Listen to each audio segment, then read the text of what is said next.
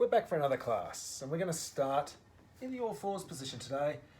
Of course, you've done your setup, you've got your alignment, you have done your spine stretch, you've done your lateral flexion, rotations, etc. We're now down on the floor and I'm going to start in the all fours position. Just a reminder, in the all fours position, some people don't like the pressure through their wrists if they're on their hands like this, and they prefer to be on their knuckles or their fists. That's perfectly okay.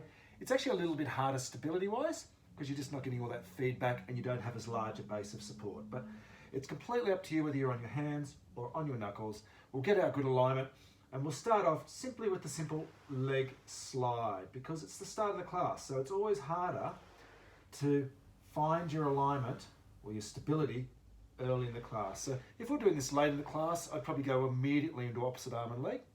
But doing it at the start, I'll just start with the leg slide. Similarly, I could have started just with the arm.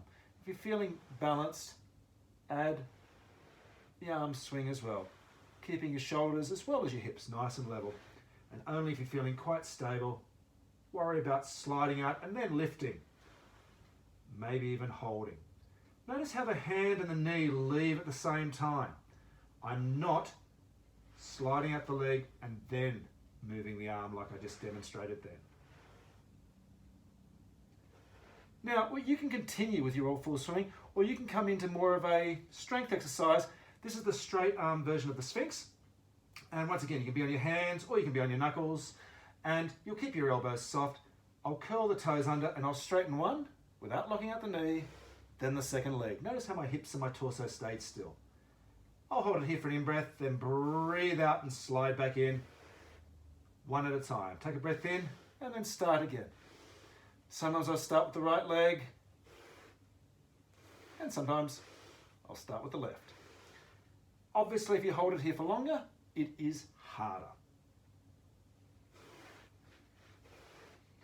Again, you could be on your hands. The equivalent of this, if we're on our elbows, by the way, would be curling the toes under and straightening one, then the second leg, holding it for an in-breath, and then bring the knees back to the floor. That is always another option if it's too challenging on your wrists. Let's all come down to the floor, have a bit of a breather, a little bit of a squashed frog, and we are going to go into another strength exercise. And this one will definitely get into your shoulders as well. This is our side bend, otherwise known in my parlance as the right angle triangle.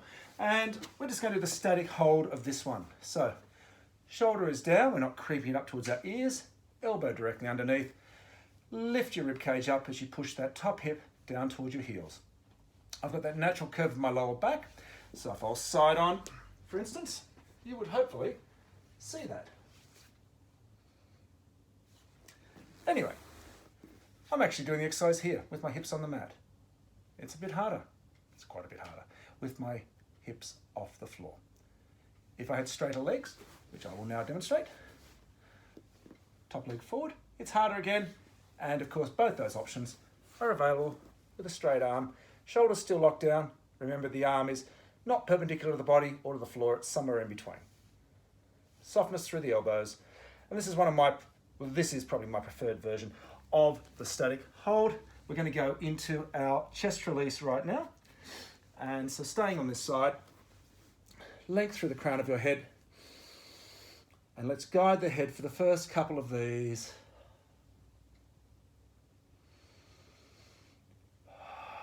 Focusing on that rotation of your rib cage. Your hips and your legs are nice and still.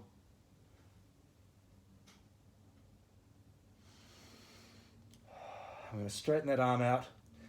Breathing in as that arm comes to vertical. Breathing out as it goes back towards the floor. Breathing in as it comes to vertical and breathing out as it comes back towards the floor. I might do the more star jumpy arc this time. I can hold the end of that range, still supporting my head. I'm using my hand underneath my head here as a bit of a pillow. And of course you have the option of circles and or rotations. You can hold the end of the range. And again, just do your rotations. Holding, rotating.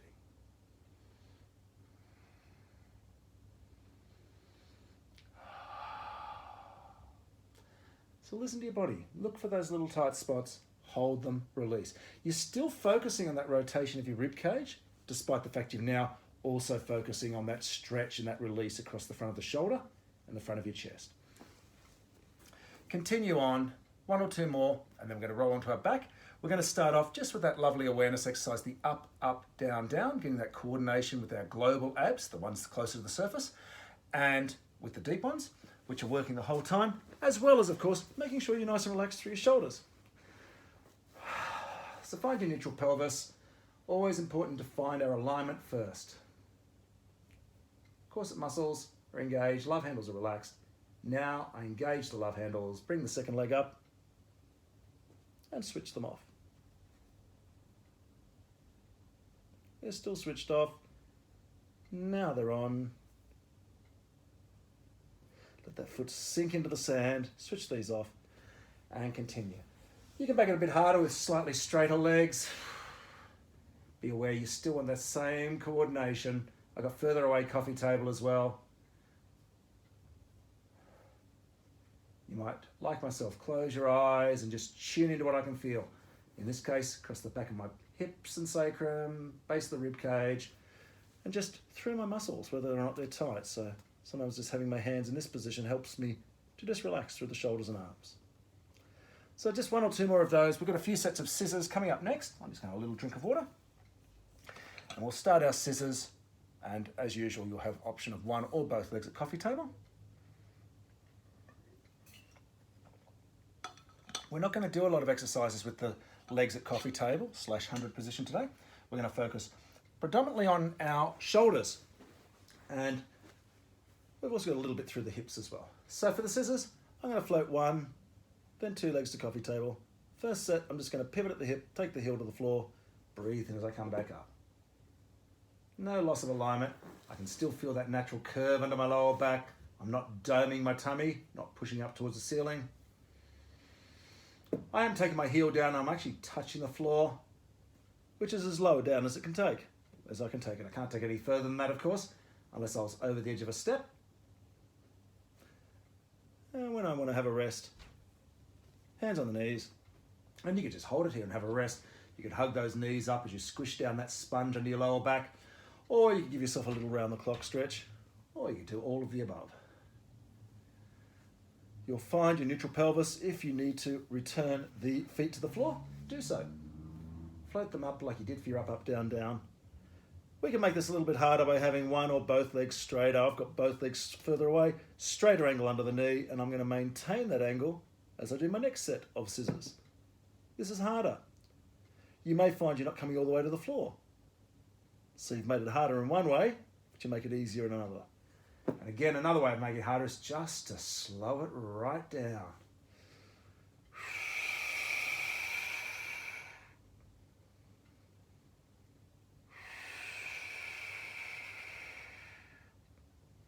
When you need a rest, have a rest. If you make it harder, you won't do as many. That's okay.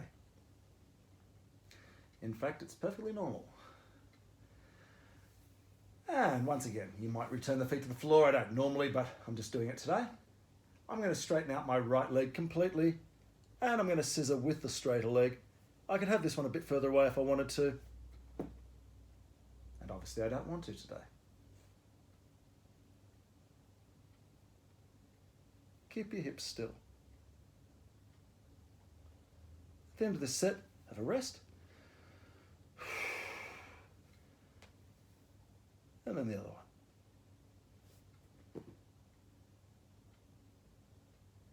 So this is predominantly all we're going to be doing at the 100 position today. I do have a bonus exercise at the end, depending on how we go for time. So if we don't get to it, you'll know that we ran out of time. And we will relax. It's dead bugs, just in case you're curious. We need to go into our other side because we haven't finished off our right angle triangle. If you want to, you might want to do a little bit of spinal rotation first. And that's the one where you drop the knees one way, roll your head the other. So If you've already hopped onto your other side and you've started with your right angle triangle, that's fine as well. With all of the exercises, you can always stop and have a bit of a breather anytime you feel like you need to. Just listen to your body. Notice if you've got any tightness across the side of your hips, side of the waist and the lower back as well, because we are going to be working through those muscles quite strongly with our hip exercise shortly. So again, it's our static hold. You've got your alignment, so you remember shoulders locked down, elbow underneath, length through the crown of your head, corset muscles engaged, breathing into the base of your rib cage. Straighter legs is another option, a very, very challenging option. Softness through the knees. And remember, of course, you can have straight arm, whether your legs are straight or whether your legs are bent. Either way, lovely hypotenuse. And we'll go into our chest release on this side as well. Our next exercise, by the way, we will be face down. So we'll be going into our swan dive next. Lovely exercise for working through those extensor muscles of our spine.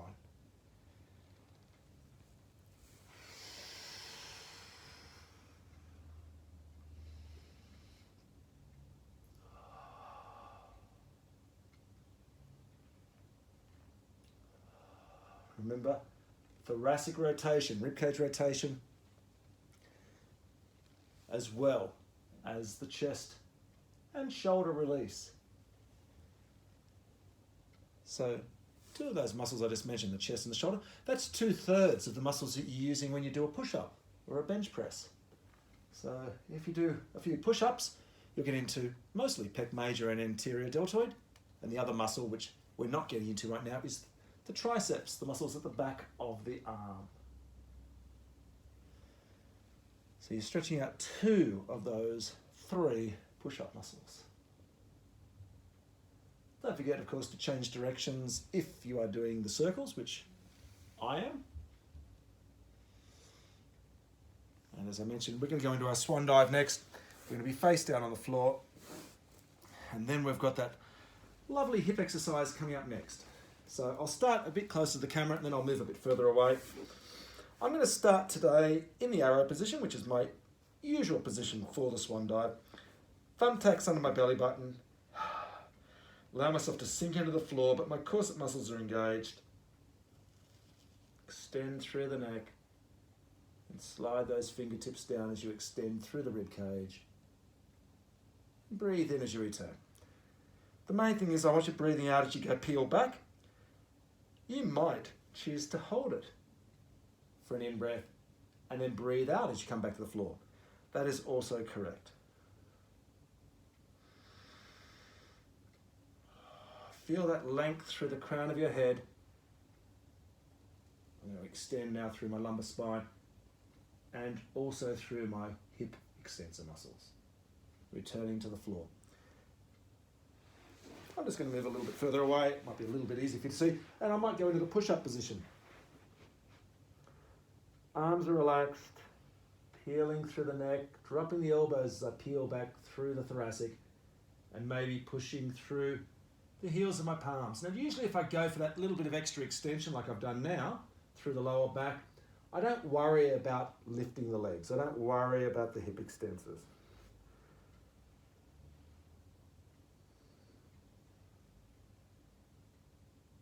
I keep the feet on the floor and I return to the mat. It's up to you how much you use your hands. You might only use them just a little bit to assist the lumbar area. You might use them quite a lot, but they don't do all the work. You're still doing some of the work through that lower back area. And we are going to go into killer clams. We're on our side. I'm going to move the mat a bit further away because I want you to be able to see how I'm doing this. And I am going to move all the way up here so you can see my leg. I've got that length through my spine. I'm going to do the same thing with my arm. If in doubt, forget the arm, just do the leg. So killer clams, straighten the leg out, gluteal lifts to start with, and usually I aim for 6 to 8 of these.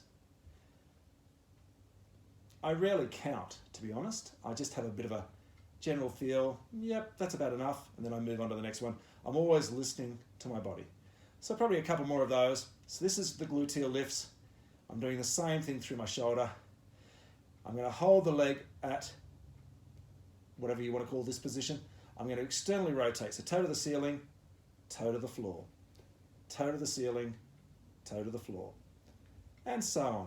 Let's do this 6 to 8 times as well. Keep your torso nice and still. Again, the higher you lift that leg, assuming you can keep your alignment, the more work you're going to get through those gluteals. I'm going to go heel to the ceiling, heel to the floor. I'm doing the opposite. Heel to the ceiling, heel to the floor. It doesn't matter if the heel doesn't reach the floor. I'm doing exactly the same movement with my arm at the shoulder joint. And once you've done maybe 6 to 8 of those, go back to your gluteal lifts. Foot parallel to the floor the whole time. Thumb pointing forward. 6 to 8 of those. And at the end of that, you'll probably be ready to give these muscles a little bit of a rub or a hit. And I generally would add several circles in a forward direction.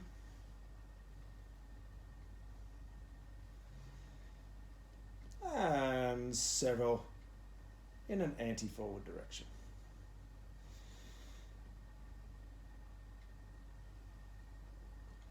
And that is probably enough for most of us. We're going to have a rest. We're going to roll onto our back. We've got our shoulder bridge lifts, maybe moving into the leg pull supine. I'm going to spin around on my mat because I need to be on this side in a moment for the other side. So, shoulder bridge lift. Let me demonstrate those ones first. I'll get onto my mat properly. Working through my bottom muscles. My torso is like a slab of concrete, a flagstone. I'm just going to lift up and lower. Lift up and lower. Each time I return to the mat, I can feel the hips touch the mat simultaneously, but they don't rest there. They're resting now. They just come down and they just kiss the mat, and then they're off again.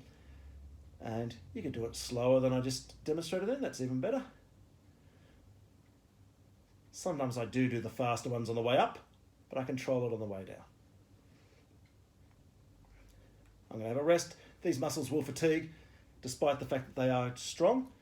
And we can also hold our bridge position. We can do our pretend extends. We can keep our hips perfectly still as we actually do a real extend, or 2, or 6. And we listen to our body. We can go into the leg pull supine. I like to do this with my hands on the carpet rather than on the mat. Fingers usually forward or at 45. I like to be on my knuckles in that 45 position. If you want your hands going backwards, that's okay. Just focus on keeping the elbows soft because it's so easy to lock out the elbow joint. I don't like that position though. It is easier on your shoulder though. Roll the shoulders up, back and down. You're proud across the front of your shoulders and chest. So once again, up, back and down, proud. Squeeze those bottom muscles and up we come. With straight legs, you keep your knees soft as well as your elbows soft. You can hold this position. You can add the kick. Softness, especially across the back of the knee. Listen to your body. Again, this could be done with bent legs. Kicking out. It's up to you how many you do when you're up there. You might just do a solitary one. You might do half a dozen. It is a tough exercise. And the good news is you don't have to do it. You can go back to your shoulder bridge lifts. I'm going to finish off my killer clams. And hopefully you will as well. Otherwise you'll be walking in circles for the next week. So let's roll onto our side. Length through the spine. We've got our alignment. Corset muscles engaged. Straighten up that leg. Gluteal lifts.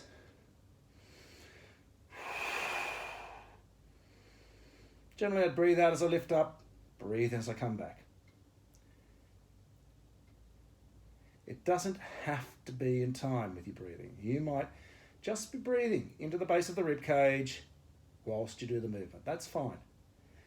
I'm going to come up to this elevated position, externally rotate, so toe to the ceiling, toe to the floor, and so on. Now my knee can be completely relaxed. You can even have a little bend at the knee if you really want. Similarly, your foot, your ankle, your toes can all be equally relaxed. Most people will tend to do things with their foot. They'll tend to just find a position that seems to work for them. More often than not, they're finding a stretch for some tight muscles. Heel to the ceiling, heel to the floor. So just be aware of what your foot's doing. Does the left foot do the same thing as what the right foot does? Not always.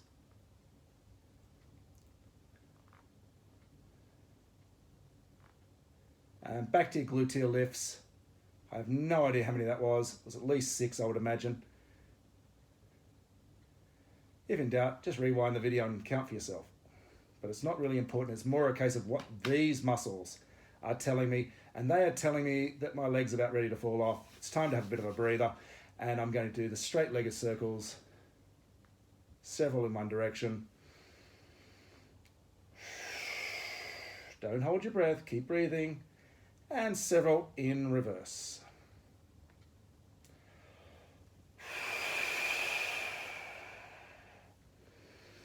And the pretzel stretches are going to feel absolutely wonderful after all that. So that's your killer clams finished for today. Pretzel stretches. We've got some lovely mobility coming up through that hip joint in just a moment with our one leg circles. So just remembering the pretzel stretch, draw that ankle in, push the knee away. I'm just stretching out the hip that I just worked. And it is uncomfortable, but wonderful. It's therapeutic. It's a good sore.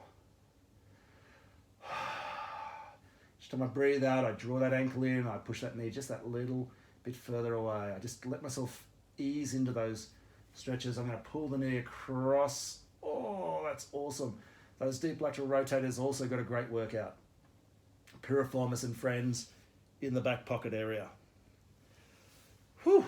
Let's stretch out the ones that we did 5 minutes ago. They don't feel quite as bad. Even 5 minutes gives them a chance to recover. Think of the little pretzel stretch as a reward for those muscles. You are teasing those fibers open, allowing good bloodstream to take in all the nutrients that those muscle fibers need and taking away the waste products. It's like a little reward for those back pocket muscles and side of your hip muscles. Now I'm pretty sure it's one leg circles next, but I am going to look at my class plan because I quite often forget exercises, as I'm sure you are well aware. It is the one leg circles, and we're going to go from small to large, and we're going to do this in a spiral way today. Now, reminder, with our one leg circles, we only ever have one leg at coffee table when we do these. So the small circles, I'm going to float one knee up to coffee table. Now I'm trying to keep my marble on my plate, on my tummy, and I'm going to start off with the small circles, just circling the knee out. And as the knee goes out, so does the shin and the foot. Remember, the marble stays still. After about half a dozen of these, I'm going to slowly make those circles a bit bigger. Now, right now my shin is sort of parallel to the edge of the mat, but as I start to make my legs straighter and straighter, well, obviously that won't be the case. So sooner or later that leg is going to be completely straight. And when that happens, this is going to be the hardest part, where the leg's out to the side and away, and then it still comes back. So let's do 3 really large circles, trying to minimize any rolling of our hips left to right, trying to be aware of any rolling of our hips left to right, and trying to come back to neutral as soon as we are able, and then we'll change directions. Big circles first, and then we're going to spiral in. If your hips start to roll a little bit, just stop it as much as you can and come back to neutral. These bigger circles are really hard, and sooner or later you'll be back to your small circles for about half a dozen or so of those. Make it smooth and flowing, and then we'll return that foot to the floor, and we'll start off with the other leg. Small circles. I'm going to turn around a little bit so you can actually see what it looks like in this angle. So I'm doing my small circles. I'm focusing on keeping my marble on my plate. There shouldn't be any movement at all of my pelvis when I'm doing the smaller circles. But as they get bigger, it's harder to stabilize. So my circles are getting bigger and bigger again. And then straight leg. Several of those. You can see what I mean about the shin. I'm going to change directions.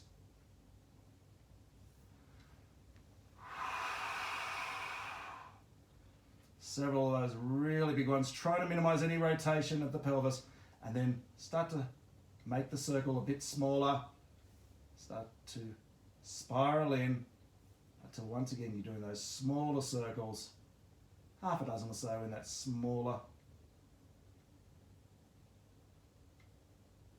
stable direction.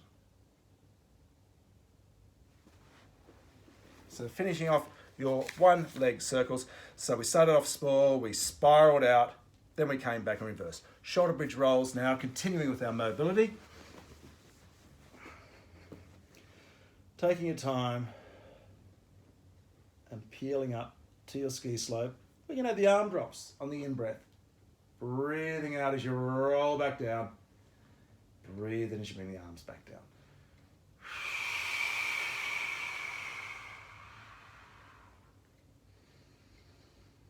No popping of the ribs.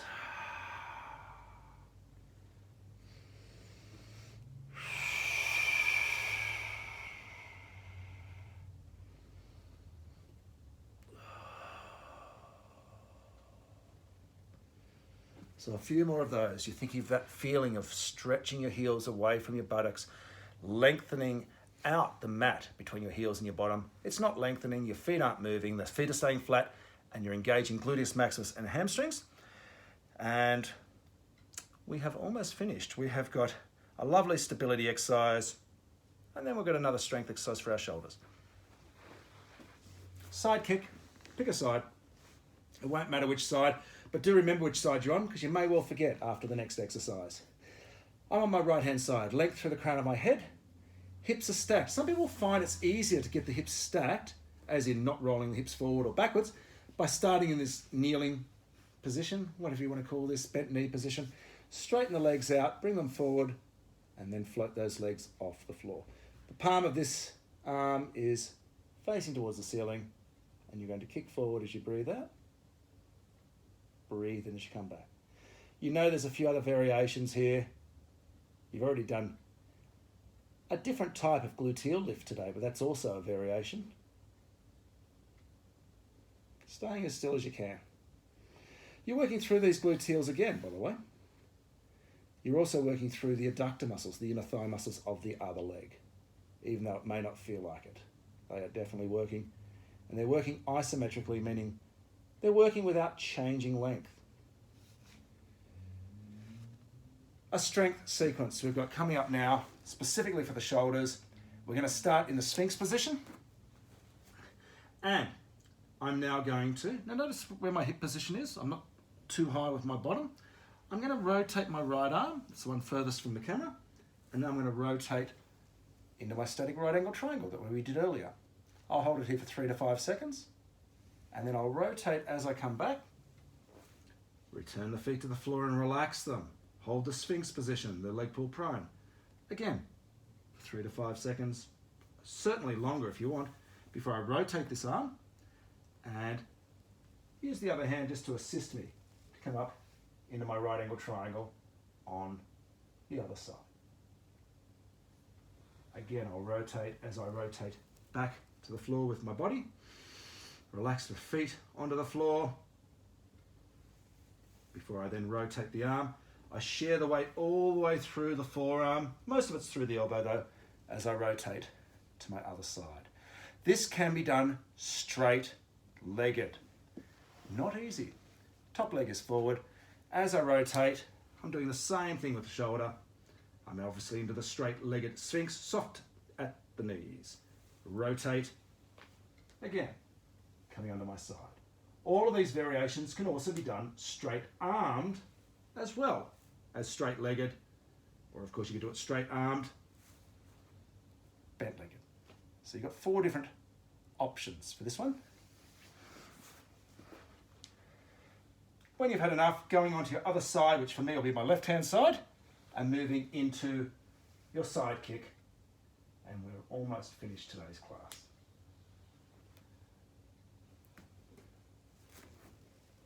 I'm just going through all of the different variations. So you're not getting just that stability front on and side on, you're also getting the transition. And we're going to swap.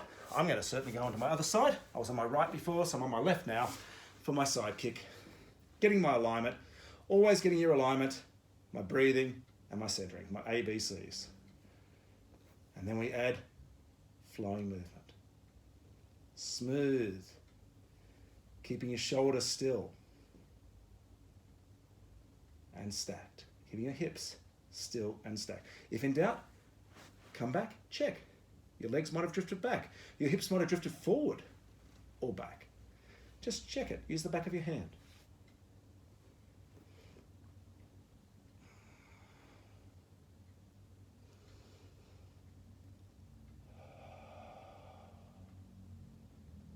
And we'll just do a few more of those, and then we're going to finish off today's class with knee drops, moving into our hip rolls. I'm just going to move my mat a little bit that way. And I'll have my heels on the carpet. And I'm going to start off, again, marble on my plate, dropping my left knee all the way, or as far down as I can, keeping my hips still, breathing as I come back. And now going onto my right. Rocking to the outside of the foot, breathing as I come back. Hips are staying still. I can use my fingertips to check on that. Let my hands under my lower back.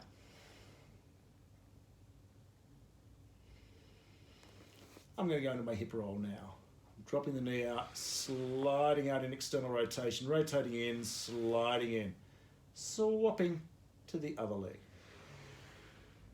A second groove has been made in the sand, or in the carpet in this case, and that groove is parallel to the first one, hip width apart.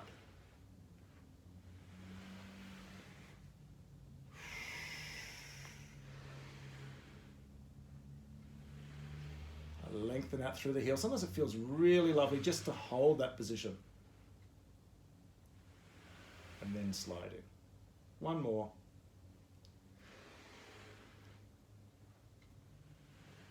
And coming back. And that's all we have time for today. If you are still full of beans and you want to do another exercise with the legs at the 100, go into your dead bugs and just go to one of the technique videos. Find dead bugs, click on it, and spend a few minutes doing that as well. Until next week, have a great week. See you then.